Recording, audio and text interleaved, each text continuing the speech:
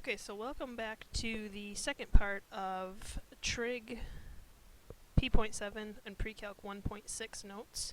We left off in the part 1 video with discussing the increasing and decreasing portions of this graph. So remember, we're going to be looking at the x values.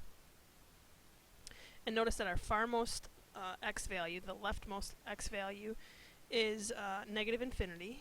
And what's happening is it's very close to the x-axis, but as it's moving this way, it's getting further and further away from the x-axis. So what we can say is that it is actually decreasing until it gets to 0. So from negative infinity to 0, it's decreasing, and at the same time, since it doesn't exist at 0, we jump back up here and say then at an x value that's really, really close to 0, it is continuously decreasing as well until it gets out to an x value of infinity.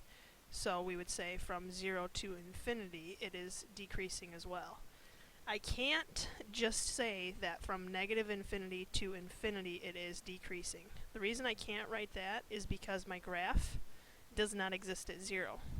So I have to write the decreasing values as between negative infinity to 0 and then from 0 to infinity, okay? Because of the fact that my domain says that x does not exist at 0. And that's a common mistake that students will make. They'll say, oh, this graph is decreasing here, it's decreasing here, so it's constantly decreasing. That's not the case because the graph doesn't exist at one spot, particularly at an x value equal to 0. And so since this graph is never increasing, we'd write none there.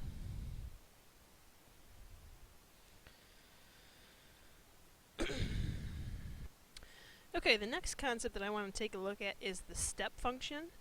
The step function, the notation for taking the step of something is this double bracket system that you see here. So we're really going to be graphing y equals the bracket or step of x. Now you can't input this into the calculator using the brackets. You actually have to use the int button in your calculator. I'm not going to actually have you do that quite yet because I want to show you what the graph looks like and then we'll verify it in the graphing calculator. So we'll get back to this in just a minute, but here's what the step function means. The step of x means the greatest integer less than or equal to x. So the greatest integer that is less than or equal to x. So basically what we're doing, for example, if I ask you to take the step of, let's say, 1.72, I know that 1.72 is between 1 and 2. So the greatest integer that is less than this number would be 1. On the other hand, if I ask you to take the step of negative 1.72, I know that this is between a negative 2 and a negative 1. So the greatest integer that is less than negative 1.72 would be negative 2. Okay, and that can be confusing because we look at this and we say, well, 2 is bigger than 1, but remember this is a negative number. So all the step is doing is it's basically telling you to round off any extra decimals, but not round in the sense of our traditional rounding rules, where if it's 0.5 or higher, we round up, if it's 0.5 or lower, we round down. It's basically taking the integer that is less than or equal to that number that you're dealing with. Okay, so you first have to understand that concept. When we graph them, the easiest way to graph them is to pick some points in between a certain set of integers. So like I picked numbers that were between 0 and 1, I picked numbers then that were between 1 and 2, and then also between 2 and 3. So I picked some decimals. So let's go through and actually figure out what is the step of 0. Well, the greatest integer that is less than or equal to 0 is 0. So when it's a whole number already, you don't have to worry about it. So the step of 1 would be 1. The step of 2 would be 2. And finally the step of 3 would be 3. But now when we talk about taking the step of a decimal, so if I ask you to take the step of 0.3, round it basically down to a 0. That's what the step is saying. So I round it down to 0. The step of 0.5 would be 0, and the step of 0.7 would also be 0. So basically, at these x values between 0 to 1, my graph is going to stay at 0 until I get to 1, where it bounces up to the next integer.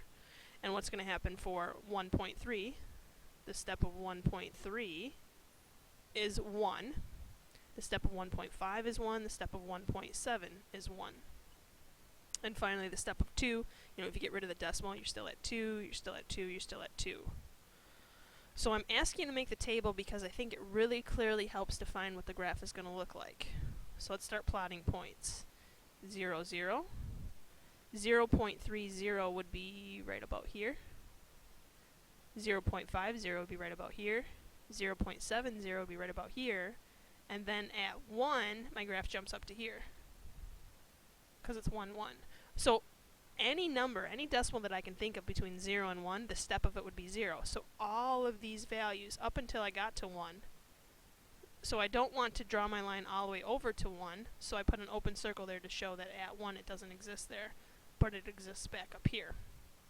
And this is where the step concept comes into. It's going to look like a set of stairs or a set of steps.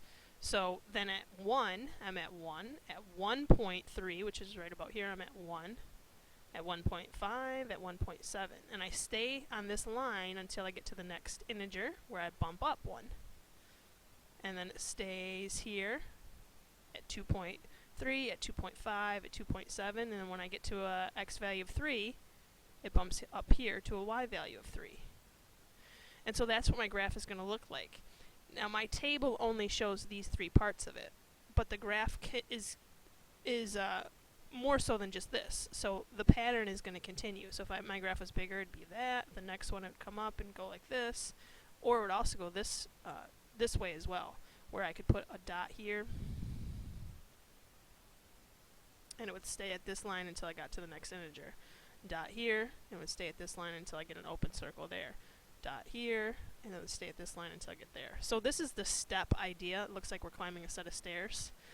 One thing I want to point out to you, when you type this into your calculator, and I'll show you how to do that in a minute, but when you type it in the calculator, it's going to look like, and don't draw this on your graph, it's going to look like this. Because your calculator is set up to graph it continuously, that's not really what the graph looks like. It's open and closed circles, just a portion of it, then it jumps up here. So this portion, I'm going to go through and erase it. This portion right here, this vertical portion, does not exist.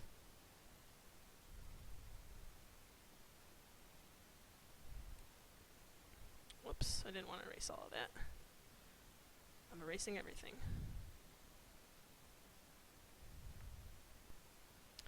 Okay, so what portion does not exist would be this vertical portion. So this red that I'm taking off of there, that's why your graphing calculator is going to show it to you, but understand that these are just there to make the graph be a continuous graph when the calculator graphs it. Okay, so understand that your graph is really just going to be these blue lines. Closed circle at one end, open circle at the other, and then it jumps up to the next integer, closed circle, open circle, jumps up to the next integer, closed circle, open circle. So what I want you to do now is I want you to take a look at the your graphing calculator, and the graphing calculator that I have will not do a step function. Okay, so I can't show you this myself, and if you've got questions on it, please ask in class tomorrow.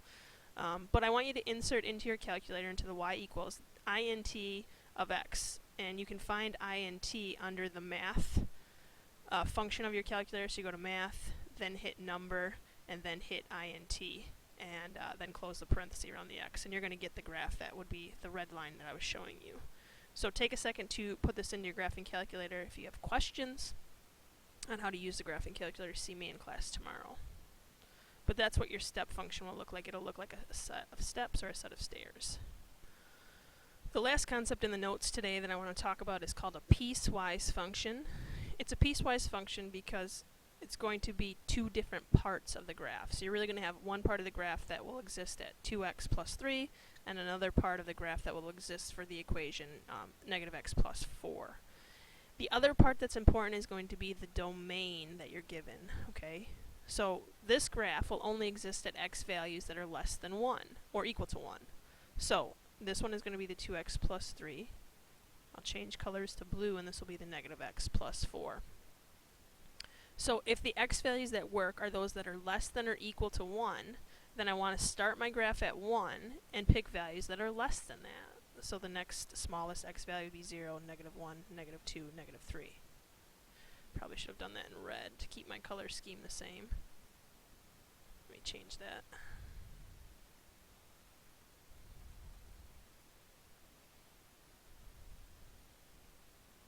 On the other hand, this portion of the graph exists at x values that are greater than 1. So I'm going to start it at 1, and this is going to be important. Both of my t-tables will start at whatever these numbers are. But since it's not equal to 1, what I want to do is put a not equal sign here, so I know when I graph this, I'm going to have to make it an open circle. Since it's equal to 1 here, I'm going to use a closed circle on my graph. So remember that these inequality signs will mean open versus closed circles depending on whether or not they're equal or not. So I'm going to use a 1 in the t-table, and then the values that are bigger than 1 would be 2, 3, 4, and 5. And I'm going to get two portions of the graph. So let's take the time to input these values. So if I put a 1 into here, I'm going to end up getting a 5, a 3, a 1, a -1, a -3. If I put these numbers into the second equation, I would get 3, 2, 1, 0, and -1. So if I go to plot these now, let's plot these points. 1, 5. I'm putting a closed circle because it can be equal to 0, 3,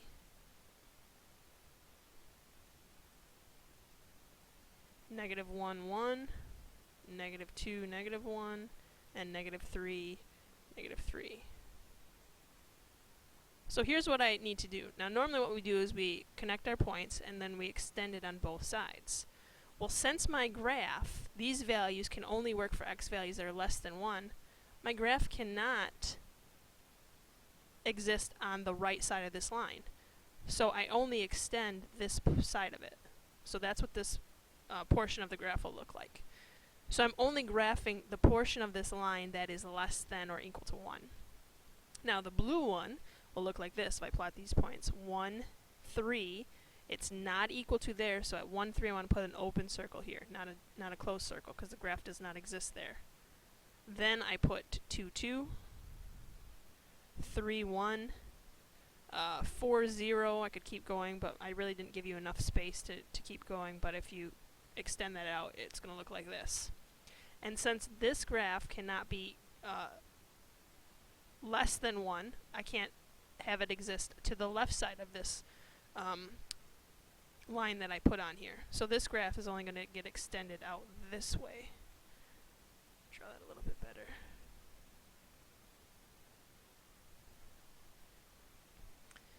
The biggest mistake that students will make with these graphs, and I shouldn't have really had this go all the way through here.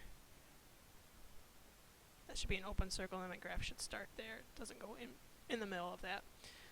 The biggest mistake that students will make here is you will graph the entire graph. You will extend this side out and you will extend that side out. A piecewise function says that you can only graph a certain portion of this equation, and you can only graph a certain portion of this equation. The other thing that you will do is you will not put a 1 in here and you'll say, oh, x values that are greater than 1, it would be 2. But isn't a 1.5, doesn't that work? At 1.5 my graph would be right here. A lot of times what students will do is they will only graph it like this. They won't include that part. And then that would be wrong because the graph does exist right here at 1.5. At 1.5 it's going to be 2 point something. It's going to be right there. It just doesn't exist right there at an x value of 1. So you have to include the 1 here, but make sure you put an open circle so that you can say 1.1 works, 1.2, 1.3, 1.4, 1.5, 1.6, 1.7, 1.8 until I get all the way over to an x value of 2. And so again, it's a piecewise function because you're graphing two different graphs on one axis and you're only using certain pieces of it, in this case certain x values, those that are either less than 1 or greater than 1 for this example.